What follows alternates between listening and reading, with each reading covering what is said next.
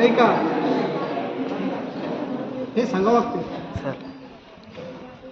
क्रांतीसूर्य महात्मा भाषण करणाऱ्याचं भाषण ऐकलं पाहिजे.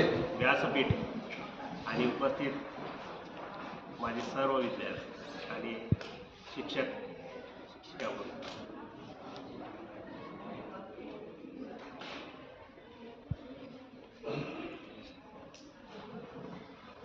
ज्यांच्या पिरियडची सुरुवात विद्यार्थ्यांच्या फडफडणे होते, ज्यांच्या पिरियडची सुरुवात विद्यार्थ्यांच्या फडफडणे होते, म्हणजे विद्यार्थ्यांना बोलण्यावरून होते. पाण्याच्या टाकीवर हात धुण्यासाठी जरी गेलो तरी विद्यार्थी धूळ करताना जे विद्यार्थी बघितले, हात धुण्यासाठी गेलो किंवा कशासाठी जरी पाण्याच्या टाकीवर गेलो तर दूर पळणारा विद्यार्थी पाहिला किंवा धूळ पळणारा विद्यार्थी ज्या शिक्षकापासून दूर जातो ते शिक्षक आज तुमच्या पुढे उभे आहेत.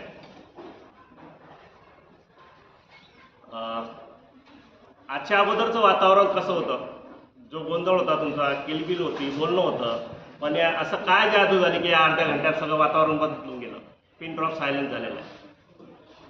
याचा अर्थ आजच्या वातावरणाचं म्हणा किंवा आजच्या प्रसंगाचं गांभीर्य तुम्हाला कळालेलं आहे. आणि काही लोकांच्या भाषणाने तर मी अगदी गाईवरून आलेलो आहे. थोडंसं मग आता बोलायचं तर काय बोलायचं आहे, मग मला थोडा भुतकाळ आठवला. माझा फार जास्त काळ नाही झाला, मला 7-8 वर्ष झाली असतील या शाळेमध्ये, पण तुमचा आमचा सहवास फक्त 8व्या वर्गापासून प्रामुख्याने जास्त येतोय. 100 विद्यार्थ्यांना विचारलं तर 85% लोकांना गणित हा विषय आवडत नाही. निर्विवाद सत्य आहे. ते उगाच समोर आल्यानंतर तारीफ करावं लागते, बोलावं लागते म्हणून तुम्ही बोलता. कामे सर गणित असं शिकवतात, कामे सर गणित कसं शिकवतात, सगळं खोटं आहे. खरं काय, 100 पैकी 85 विद्यार्थ्यांना न आवडणारा विषय आणि न आवडणारा शिक्षक ही गणिताच्या शिक्षकाची ओळख आहे. पण अशी परिस्थिती असतानाही एक दुसरा योग तुम्ही साधून आणला आजच्या सेंड ऑफला, की माझा वाढदिवस साजरा करताय.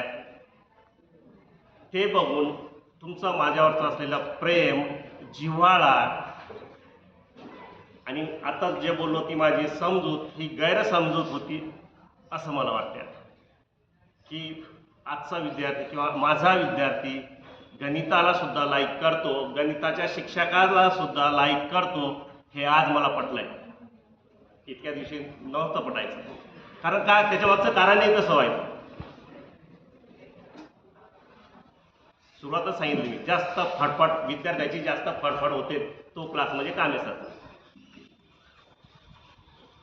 माझा एकही पिरियड बिन रागवल्याचा, बिन बोलल्याचा, आता वर्गात काय काय बोलतो मी हे या लोकांच्या देखत मी काही बोलणार नाही.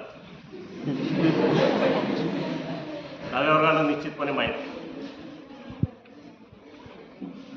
आणि प्रश्न तर संपतच नाही आपले. प्रश्न कोणत्या परिस्थितीत कशावर तयार होईल काही नेम नाही. सरांचा चेहरा किंवा नजर आपल्याकडे पडू नये आणि त्या प्रयत्नात तुम्ही केलेली हालचाल माझ्या डोळ्यातून सुटत नाही. म्हणजे वर्गातली गोष्ट करतो मी.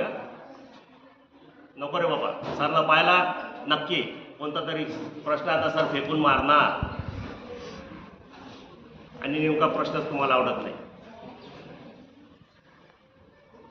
कारण प्रश्नाच्या मागे उत्तर असते आणि उत्तर देण्यासाठी अभ्यास करावा लागतो. सराले आता अभ्यास होता. काही काही लोकांच्या मनात सुरू झाला असेल, गणिताचा पिरियड सुरू होतो की नाही,